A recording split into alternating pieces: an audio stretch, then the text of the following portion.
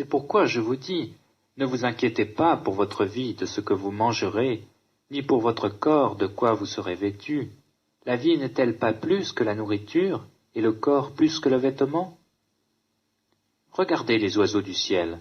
Ils ne sèment ni ne moissonnent, et ils n'amassent rien dans des greniers, et votre Père céleste les nourrit. Ne valez-vous pas beaucoup plus qu'eux? Qui de vous, par ses inquiétudes, peut ajouter une coudée à la durée de sa vie? Bonjour à tous, bienvenue.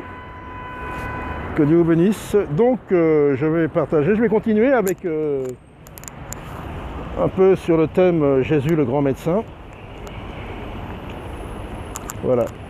Donc là, nous allons parler des inquiétudes. Jésus nous dit de ne pas nous inquiéter. Il dit bien, il dit, voyez bien les oiseaux, ils ne sèment ni travaillent, rien, mais ils sont nourris. Il dit bien, ne vous inquiétez surtout pas de ce quoi vous serez vêtu et de ce que vous mangerez le lendemain. Vous voyez, le Seigneur nous dit bien, et il dit même, ne craignez pas ceux qui peuvent tuer le corps et après ne peuvent rien faire, et craignez plutôt celui qui a le pouvoir de tuer le corps et de jeter l'âme dans la géhenne.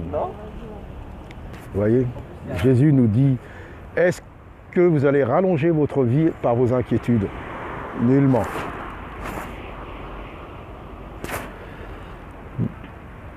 Quand l'Éternel parle à Josué, fortifie-toi, prends courage, ne crains pas. Toutes les paroles de Dieu sont ne crains pas. Mais à qui il s'adresse? Il s'adresse aux siens. Il s'adresse à ceux que lui-même a appelés, qui ont répondu à son appel. Donc il appelle tous les hommes. Hein, mais qui est-ce qui répond à son appel? Donc voilà, donc c'est vrai, le Seigneur nous dit, ne craignez pas les inquiétudes, c'est terrible. Pour ça je vous dis, Jésus c'est le grand médecin. Celui qui s'inquiète commence à stresser, commence à avoir des maladies, il y en a même qui ont des ulcères, il y en a qui ne dorment plus, ils perdent l'appétit. Je ne dirais pas ils perdent la foi, parce que pour ne pas s'inquiéter, il faut avoir la foi.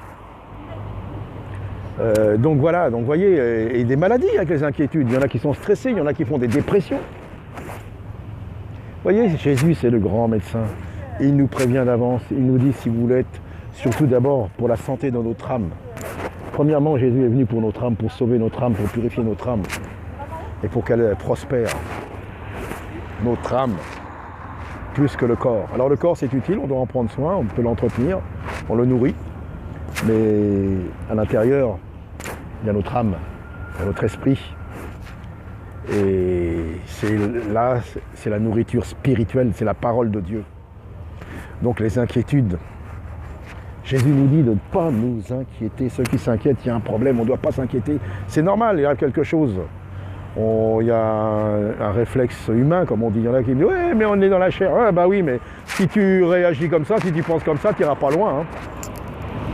Non, non, non. Quand ça commence comme ça, hop, on doit relever la tête. Jésus est là-haut, ses paroles sont vraies. Donc j'y crois et je ne m'inquiète plus. Et souvent, quand on s'inquiète, c'est quand on est attaché à des choses. On a peur de les perdre. Mais celui qui a tout quitté, tout perdu pour Jésus, il s'inquiète de rien. Il n'a plus rien, il n'a que Jésus. Et Jésus, lui, on ne pourra pas le voler, il ne pourra pas s'en aller, il ne pourra pas tomber, il ne faillira pas. Donc, c'est la paix et c'est l'assurance totale. Moi, je me rappelle, moi, déjà, quand plus jeune, déjà moi, très jeune, à 16 ans, j'ai quitté le domicile familial et je suis parti comme ça, avec une valise. Une valise comme ça. On se trouvait dehors, c'était pas la même époque. Hein. Je n'ai pas volé, j'ai pas machin, je m'en suis sorti par la grâce de Dieu quand même. Oui, je ne croyais pas au Seigneur. Et j'avais même un copain qui m'a dit, oh là là, alors là, il me disait, mais là, dans la situation où tu es, je ne sais pas comment il va t'en sortir. Je n'avais plus rien. Il me logeait de temps en temps. C'est son père qui me logeait. Et là, moi, je lui répondais, non, je suis tombé maintenant, bah, j'ai plus rien. Et ben, j'ai plus qu'à remonter. Et ce que je dirais, c'est pas de la foi, c'était de l'insouciance. Ceux qui ne s'inquiètent pas dans le monde et qui sont dans le monde, qui ne croient pas en Jésus, c'est de l'insouciance. J'étais insouciant et ça marche. Et Dieu m'a fait grâce et je suis passé par plein de choses, je ne m'inquiétais pas. Et je me rappelle bien quand la première fois, quand j'étais commencé à fréquenter une assemblée, que je n'ai pas été converti, et que je voyais que je parlais, j'entendais des prédications, des alléluia, des amen, et puis après quand je parlais en particulier avec certains, Ils s'inquiétaient de tout. Ils étaient tristes. Et je dis là, mais ils parlent de foi, ils n'ont pas de foi. Et j'étais pas converti. Hein. Je dis, bah dis donc, dans le monde, enfin dans le monde, j'employais même pas cette, comment dire, cette parole. Je dis simplement, comment dire, bah j'ai dit, bah moi alors, j'étais pas dans l'église, mais j'avais plus de foi, mais c'était pas de la foi, c'était de l'insouciance. Donc vous voyez, donc c'est ça, faut pas s'inquiéter. L'inquiétude, ça va amener plein de maux, plein de choses, et ça empêche d'avancer. Et je veux dire que c'est de la foi, c'est de croire. Croire aux paroles de Jésus, bien sûr, et c'est plus que de la foi. Parce que la foi, dans le monde, les gens, ils croient en plein de choses. Hein. Et ceux qui croient en Jésus-Christ, et c'est pas simplement de croire, c'est de savoir. Voilà, celui qui sait que son Rédempteur est vivant. J'avais entendu parler de toi, mais maintenant mon œil te voit, que disait Job. Celui qui sait que Jésus est vivant, celui qui sait dans son cœur, qui est sûr, qu'il le sait, c'est de savoir que Jésus revient bientôt, que Jésus est bien mort, il est bien ressuscité, que Jésus est vraiment le chemin. Ah là là là là là là là là là là, voilà la foi, voilà l'assurance et pas d'inquiétude. C'est de savoir que Jésus revient bientôt, c'est de savoir que Jésus est vivant, que Jésus a vaincu la mort, qu'il est bien ressuscité, de le savoir et de le vivre. Voilà ce qui compte, le reste, c'est plus que de la foi, enfin c'est la foi, mais on peut croire, les croyants non, on le sait qu'il revient, même si les gens ne le croient pas, même si les gens disent c'est pas vrai, ils n'ont aucune preuve, aucune assurance. Mais celui qui croit, nous croyons et nous savons que Jésus est vivant et qu'il est ressuscité, qu'il revient, qu'il a vaincu la mort, qu'il a bien été maudit à cause de nous, qu'il nous a donné la bénédiction, qu'il a été crucifié, qu'il est vivant, qu'il revient, qu'il est réel. Voilà. Alors là, il n'y a pas d'inquiétude, aucune inquiétude à avoir, pas d'inquiétude, car Jésus est réel, il est vivant. Il est puissant, il ne suffit pas de le dire.